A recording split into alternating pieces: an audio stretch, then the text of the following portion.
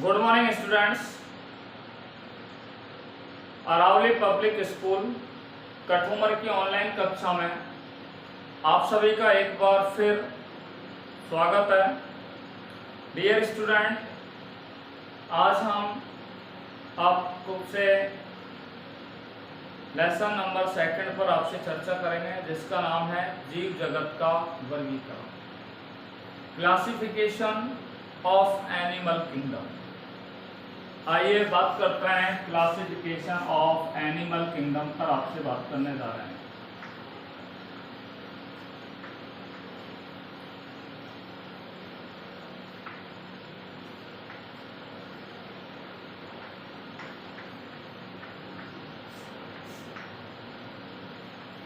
Lesson number 2 जीव जगत का वर्गीकरण, क्लासिफिकेशन ऑफ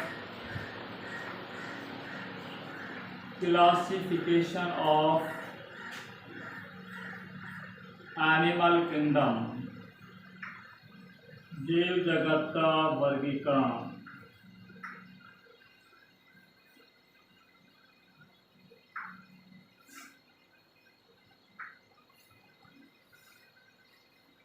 डियर स्टूडेंट, जैसा कि हमने आपको फर्स्ट चैप्टर में बताया कि वर्गीकरण क्या है, what is the meaning of classification. तो आप अच्छी तरीके से जानते हैं कि जीवों का जो वर्गीकरण किया जाता है, यानी कि पौधों का और जंतुओं का जो वर्गीकरण किया जाता है, वो समानता और असमानता के आधार पर किया जाता है। और उन जीवों को समानता और असमानता के आधार पर छोटे और बड़े समूहों में क्या किया जाता है, बांटा जाता है, जिसे क्या कहते हैं, वर्गीकरण कहते हैं। वर्गीकरण की परिभाषा आपको बताई कि जीवों को समानता और असमानता के आधार पर छोटे और बड़े समूहों में बांटने की क्रिया क्या कहा जाता है, वर्गीकरण कहा जाता है। ठीक है, देखिए, आप जानते हो कि मानव सभ्यता के निर्माण से ही पौधे और जंतुओं का वर्गीकरण मानव के द्वारा किया जा रहा है। या सभ्यता के प्रारंभ से हम कह सकते हैं कि मानव के द्वारा वर्गीकरण की विभिन्न पद्धतियों का उपयोग किया जा रहा है, विभिन्न प्रकार के जीवों का वर्गीकरण किया जा रहा है। देखिए, सबसे पहले जीवों का जो वर्गीकरण किया गया वो वैज्ञानिक मापदंडों के आधार पर किया गया। और सबसे पहले जीवों का वर्गीकरण वैज्ञानिक मापदंड के आधार पर अरस्तु नाम के वैज्ञानिक ने, अरस्तु नामक वैज्ञानिक ने जीवों का वर्गीकरण वैज्ञानिक मापदंडों के आधार पर किया। किसके आधार पर किया? वैज्ञानिक मापदंडों के आधार पर। किसने किया? अरस्तु। आपको हमने पहले ही बताया था कि जो पादप होते हैं उनको आकारिकी के आधार पर, पादप जो होते हैं उनको आकारिकी के आधार पर, मॉर्फोलॉजी के आधार पर, पादपों को आकारिकी के आधार पर कितने भागों में बांटा है? 3 भागों में बांटा गया है। मैंने आपको पहले बताया कि अरस्तु नामक वैज्ञानिक ने पादपों को आकारिकी के आधार पर कितने भागों में बांटा है? 3 भागों में बांटा। कितने भागों में बांटा है? 3 भागों के अंदर उन्होंने बांटा। Is it clear? पहला भाग जो मैंने आपको बताया वो था साठीय पादप। ऐसे पादप जिनका आकार कैसा होता है? छोटा होता है। साठीय पादपों को इंग्लिश में हर्ब बोलते हैं। वे पादप जिनका आकार कैसा होता है? छोटा होता है। जैसे पालक है, बथुआ है, मेथी है, हरा धनिया, ये सारे पादप किसकी श्रेणी में आते हैं? साठीय पादपों की श्रेणी में आते हैं। दूसरे जो पादप होते हैं उनको हम बोलते हैं छोकर या झाड़ीदार पादपों के नाम से इन्हें जाना जाता है। छोटे या झाड़ीदार पादपों को इंग्लिश में क्या बोलते हैं? सर्व बोलते हैं, SHUR। ठीक है, और झाड़ीदार जो पादप होते हैं आपको बता देते हैं। ठीक है, इनका आकार जो होता है वो साठीय पादपों की तुलना में कैसा होता है? बड़ा। छोटे पादपों का आकार साठीय पादपों की तुलना में कैसा होता है? बड़ा। जैसे जितने भी हमारे बेर, जिन पादपों से हमें बेर प्राप्त होते हैं वो सारे बेर वाले पादप, वो ढावियों की श्रेणी के अंदर आते हैं। तीसरे जो पादप होते हैं उन्हें हम कहते हैं वृक्ष। वे पादप जो आकार और आकृति की दृष्टि से कैसे होते हैं, बहुत ही बड़े होते हैं। ठीक है, तो अरस्तु ने सबसे पहले पादपों का वर्गीकरण, ठीक है, वैज्ञानिक मापदंडों के अनुसार किया और उन्होंने पादपों को आकृति के आधार पर 3 भागों में बांटा। शाकीय पादप, दूसरा होता है छुप वाले पादप और तीसरे कौन से होते हैं, वृक्ष वाले पादपों के नाम से उसे जाना। ठीक है, अरस्तु नाम के वैज्ञानिक ने जंतुओं का भी क्या किया था, वर्गीकरण किया था। किनका वर्गीकरण किया था, जंतुओं का वर्गीकरण किया। और उन्होंने जंतुओं का वर्गीकरण जो किया वो वैज्ञानिक मापदंडों के आधार पर किया। ठीक है, किस मापदंड पर किया था, वैज्ञानिक मापदंडों के आधार पर किया। ठीक है, वैज्ञानिक दृष्टिकोण के आधार पर उनका वर्गीकरण। इन्होंने जंतुओं का जो वर्गीकरण किया था वो रक्त के रंग की उपस्थिति के आधार पर किया। रक्त के रंग की उपस्थिति के आधार पर किया। रक्त के रंग की उपस्थिति के आधार पर उन्होंने जंतुओं का क्या किया था, वर्गीकरण किया। और उन्होंने बताया कि जंतु जो होते हैं वो रक्त के रंग की उपस्थिति के आधार पर कितने प्रकार के होते हैं, 2 प्रकार के होते हैं। एक को बोलते हैं एनेइमा, एनेइमा के नाम से जानते हैं, और दूसरा है इनेइमा, इनेइमा। एनेइमा, देखो एनेइमा क्या है, ऐसे जंतु जिनके रुधिर का रंग लाल नहीं होता है। जिन जंतुओं के रुधिर का रंग लाल नहीं होता है उन्हें क्या कहा जाता है, एनेइमा कहा जाता है। और ऐसे जंतु जिनके रुधिर का रंग कैसा होता है, लाल होता है। आपको मैं बता दूं, आपने आर्थ्रोपोडा और मोलस्का संघ के जंतुओं के कुछ नाम सुने हैं।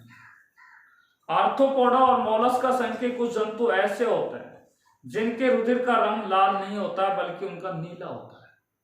उनके रुधिर के अंदर हीमोग्लोबिन वर्णक नहीं पाया जाता। उनके रुधिर के अंदर हीमोग्लोबिन के स्थान पर हीमोसाइनिन वर्णक वहां पर क्या है, पाया जाता है। इसलिए उनका रंग क्या है, रुधिर का रंग लाल नहीं होता है। वो एनेइमा के अंतर्गत रखा गया है। और वे जंतु जिनके रुधिर का रंग कैसा होता है, लाल होता है, जितने भी स्तनधारी होते हैं या मैमल्स होते हैं या एम्फीबियन जंतु होते हैं, उन सभी जंतुओं के रुधिर का रंग कैसा होता है, लाल होता है। उन सभी जंतुओं के रुधिर का रंग कैसा होता है, लाल होता है। और जिन जंतुओं के रुधिर का रंग लाल होता है उन्हें क्या कहा जाता है, इनेइमा कहा जाता है। देखिए, जंतुओं के वर्गीकरण की अनेक पद्धतियां अनेक वैज्ञानिकों ने दी। जंतुओं के वर्गीकरण की या जीवों के वर्गीकरण की अनेक पद्धतियां अनेक वैज्ञानिकों ने दी। अलग अलग वैज्ञानिकों ने अलग अलग वर्गीकरण की पद्धतियां दी। परंतु मैं आपको बता दूं, 2 वैज्ञानिक पद्धतियां वर्गीकरण की 2 पद्धतियां हैं, वो सर्वाधिक रूप से क्या है, मान्य भी है, प्रचलित भी हैं, और उन्हें सर्वाधिक वैज्ञानिकों ने क्या है, उन्हें स्वीकार किया है। यानी कि उस वर्गीकरण को सबसे ज्यादा वैज्ञानिकों को क्या किया है, मान्य भी किया है, उनको स्वीकार किया है। तो वर्गीकरण की अनेक प्रचलित पद्धतियां, उन प्रचलित पद्धतियों में 2 पद्धतियां सबसे ज्यादा क्या है, लोकप्रिय भी है, प्रचलित भी है, जिसको सबसे ज्यादा मान्यता क्या है, प्रदान की गई है। सबसे अधिक वैज्ञानिकों ने उनको क्या किया है, स्वीकार किया। आइए अब हम उन 2 पद्धतियों के बारे में बात कर रहे हैं। वो कौन कौन सी 2 पद्धतियां हैं, ठीक है, उन पद्धतियों के बारे में हम आपसे बात करने जा रहे हैं। देखिए, सबसे पहली जो पद्धति है उस पद्धति का नाम है द्विजगत वर्गीकरण पद्धति। कौन सी पद्धति है, द्विजगत वर्गीकरण पद्धति। हम बात करते हैं वर्गीकरण पद्धति। वर्गीकरण पद्धति पर आपसे बात करने जा रहे हैं। वर्गीकरण पद्धति, क्लासिफिकेशन सिस्टम पर आपसे बात करने जा रहे हैं। क्लासिफिकेशन सिस्टम पर आपसे बात कर रहे हैं, ठीक है। क्लासिफिकेशन सिस्टम, देखिए, वर्गीकरण के मुख्यतः 2 ये प्रचलित विधियां हैं, ठीक है, 2 प्रचलित पद्धतियां हैं जिनमें पहली पद्धति का नाम है द्विजगत वर्गीकरण पद्धति। कौन सी है? द्विजगत वर्गीकरण पद्धति। द्विजगत वर्गीकरण पद्धति जिसको बोलते हैं two kingdom classification system. Two kingdom classification system. और दूसरी जो पद्धति है उसका नाम है, दूसरी जो पद्धति है उसका नाम है पंचजगत वर्गीकरण पद्धति। पंचजगत वर्गीकरण पद्धति। वर्गीकरण पद्धति इंग्लिश में बोलते हैं फाइव किंगडम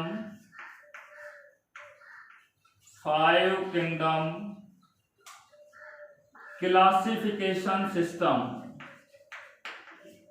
क्लासिफिकेशन सिस्टम पर आपसे बात कर रहे हैं, ठीक है। पंचजगत वर्गीकरण पद्धति, पहली है द्विजगत वर्गीकरण पद्धति।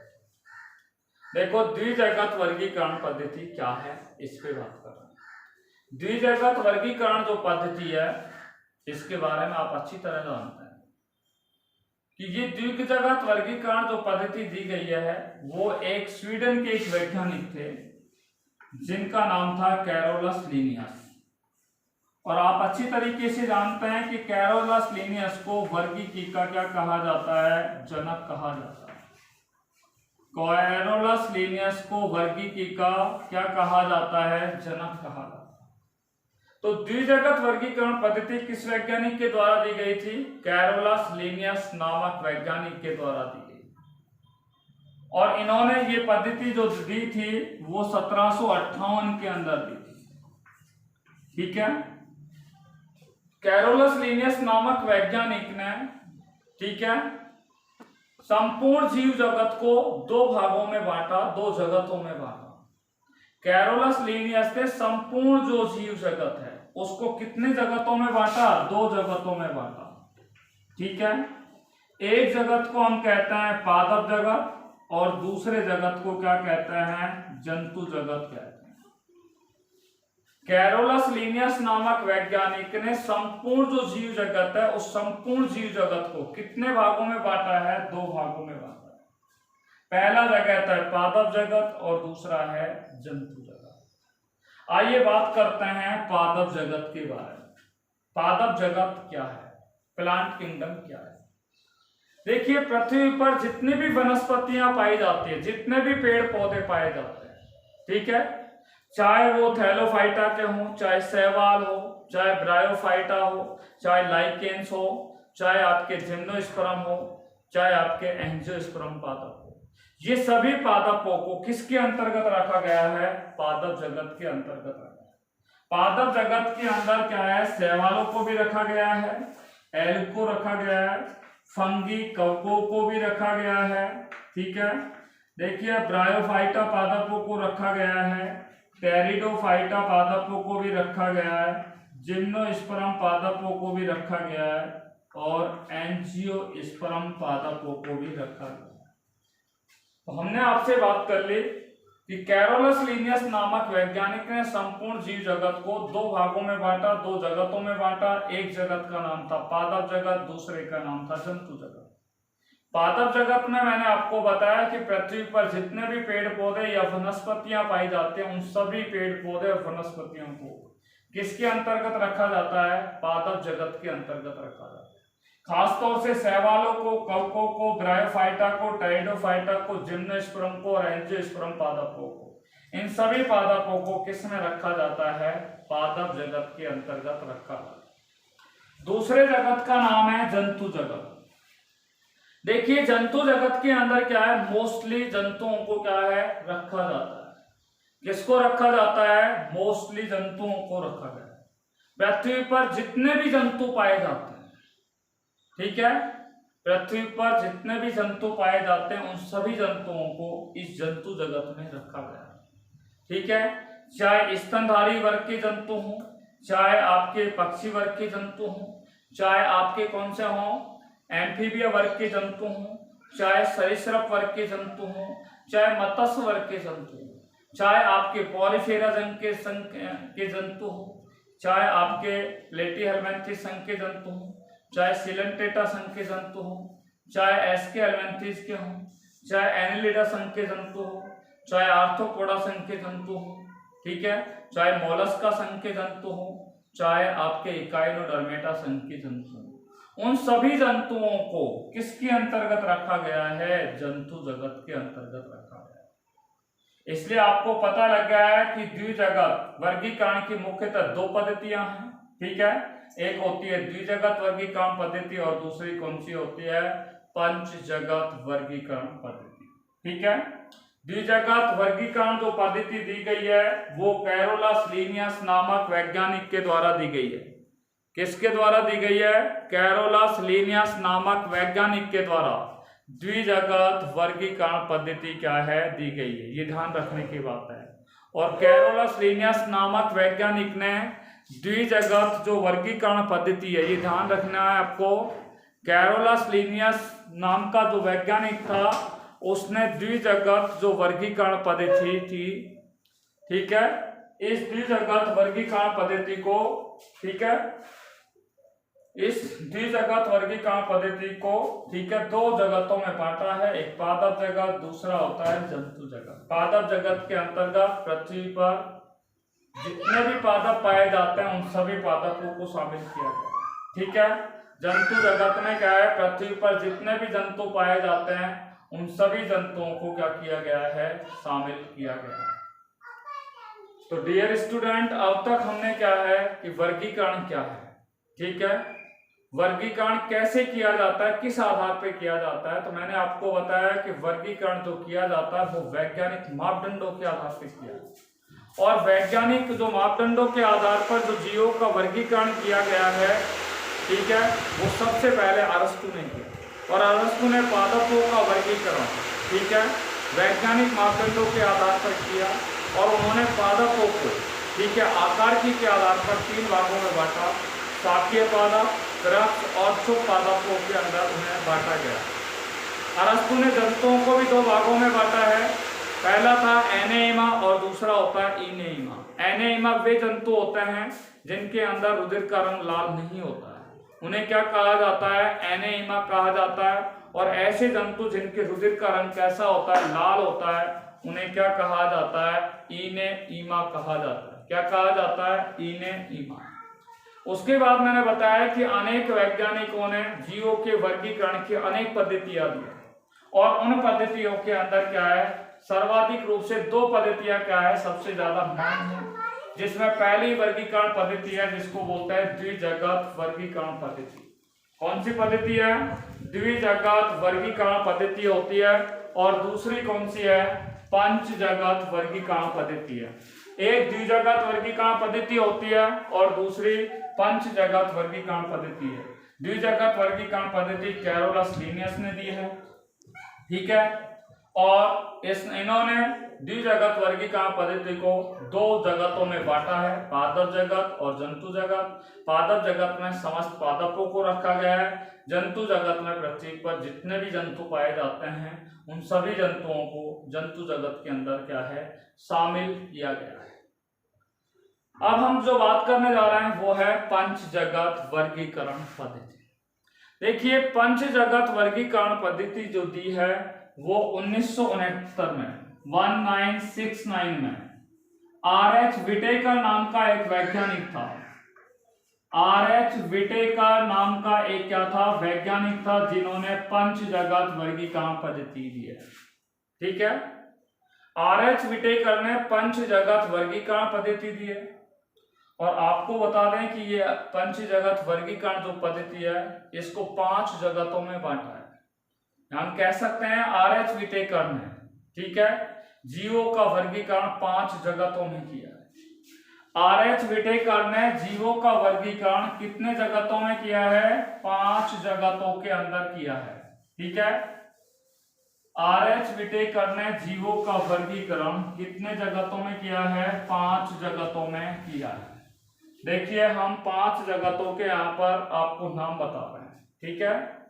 तो आर.एच. विटेकर ने पंच जगत वर्गीकरण पद्धति दी है और इन्होंने क्या है, जीवों को 5 जगतों में बांटा है। कितने जगतों में बांटा है? 5 जगतों के अंदर बांटा है। R H. Whittaker divided the different type of living organism into 5 kingdoms. विभिन्न प्रकार के जीवों को 5 जगतों में बांटा है। पहले जगत का नाम है मोनेरा, ये आपने लोअर क्लासेज में भी पढ़ा होगा, मोनेरा जगत। दूसरा जगत का नाम है प्रोटिस्टा, दूसरे जगत का नाम क्या है? प्रोटिस्टा।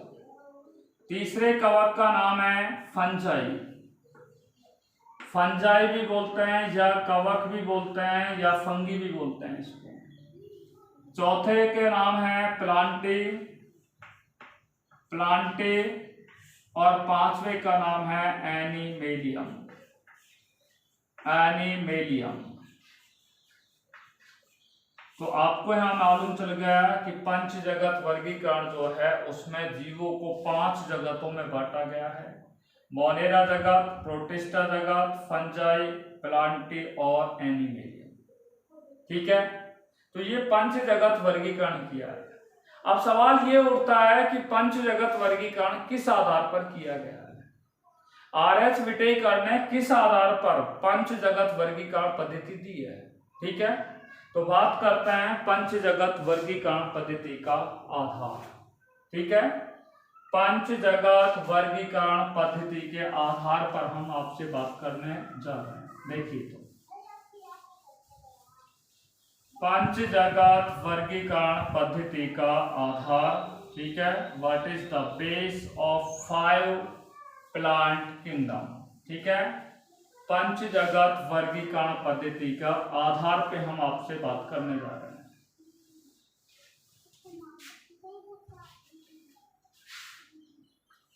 पंच जगत वर्गीकरण, पंच जगत वर्गीकरण पद्धति का आधार, पद्धति का आधार, पंच जगत वर्गीकरण पद्धति का आधार पे हम बात करने जा रहे हैं। ठीक है, देखो, आर.एच. विटेकर ने पंच जगत जो वर्गीकरण पद्धति दी है वो सबसे पहला आधार है कोशिका की जटिलता के आधार पर। किसके आधार पर? कोशिका की जटिलता के आधार पर, कोशिका की जटिलता के आधार पर। ठीक है, कोशिका की जटिलता के आधार पर उन्होंने क्या है, जीवों को, ठीक है, 5 जगतों में बांटा है। देखिए, दूसरा पॉइंट है जिस पर हम बात करेंगे, पोषण की विधियों के आधार पर। किस आधार पर? पोषण की विधियों के आधार पर। पोषण विधि के आधार पर भी उन्होंने पंच जगत वर्गीकरण पद्धति दी है। ठीक है, पोषण की अनेक विधियां जिन पर हम यहाँ पे चर्चा करेंगे अभी। देखिए, पंच जगत वर्गीकरण पद्धति का तीसरा जो मुख्य आधार है वो है जीव की कोशिका के, जीव की कोशिका के संगठन के आधार पर, जीव की कोशिका के संगठन के आधार पर। ठीक है, cell organisation of living organism, जीवों की कोशिका संगठन के आधार पर भी पंच जगत वर्गीकरण पद्धति दी। ठीक है, जीव की कोशिका के संगठन के आधार पर। देखो, पहला हो गया कोशिका की जटिलता के आधार पर, नंबर 1। नंबर 2, पोषण की विधियों के आधार पर। नंबर 3, जीव की कोशिका के संगठन के आधार पर। और नंबर 4 है विकासीय एवं जाति वृत्तीय संबंधों के आधार पर, विकासीय एवं जाति वृत्तीय संबंधों के आधार पर, जाति वृत्तीय संबंधों के आधार पर। ठीक है, तो ये क्या है, पंच जगत वर्गीकरण का क्या है, आधार। तो पंच जगत वर्गीकरण किस आधार पर किया गया है? तो आप कह सकते हैं कि पंच जगत वर्गीकरण जो पद्धति है वो कोशिका की जटिलता के आधार पर किया गया है।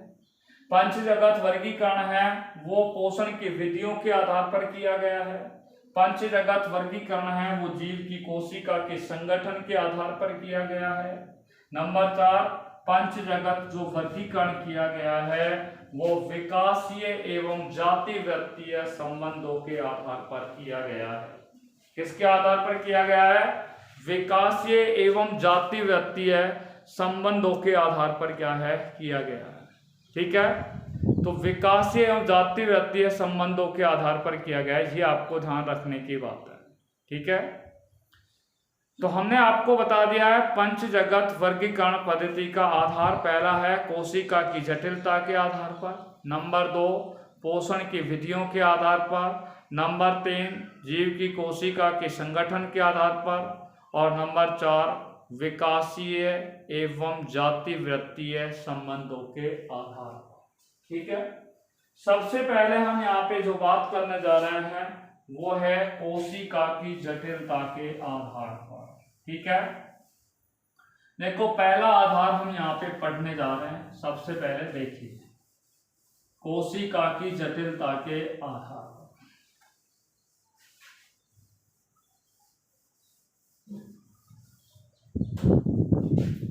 देखिए आप जानते हो कि जीवों के अंदर जो कोशिका होती है वो 2 प्रकार की होती है। ठीक है,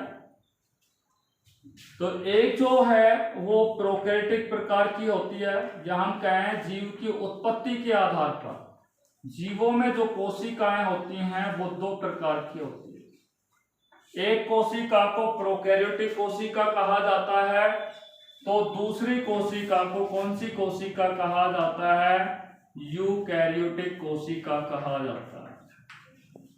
कौन सी कोशिका कहा जाता है? यूकैरियोटिक कोशिका उन्हें क्या है? कहा जाता है। आपको पता लग गया कोशिकाएं कितने प्रकार की होती हैं? 2 प्रकार की होती है। एक का नाम होता है प्रोकैरियोटिक सेल्स और दूसरी का नाम होता है यूकैरियोटिक सेल्स के नाम से उसे जाना जाता है। देखो प्रोकैरियोटिक कोशिकाओं को असीम केंद्रीय कोशिका कहते हैं। प्रोकैरियोटिक कोशिकाओं को कौन सी कोशिका कहते हैं? असीम केंद्रीय कोशिका कहते हैं। और यूकैरियोटिक कोशिकाओं को ससीम केंद्रीय कोशिका भी कहा जाता है। ससीम केंद्रीय कोशिका भी कहा जाता है।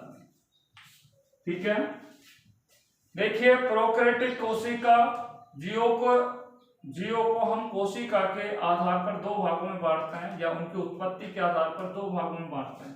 एक प्रोकैरियोटिक होती है जिन्हें असीम केंद्रीय कोशिका कहते हैं, दूसरी होती है यूकैरियोटिक कोशिका जिन्हें ससीम केंद्रीय कोशिका कहते हैं।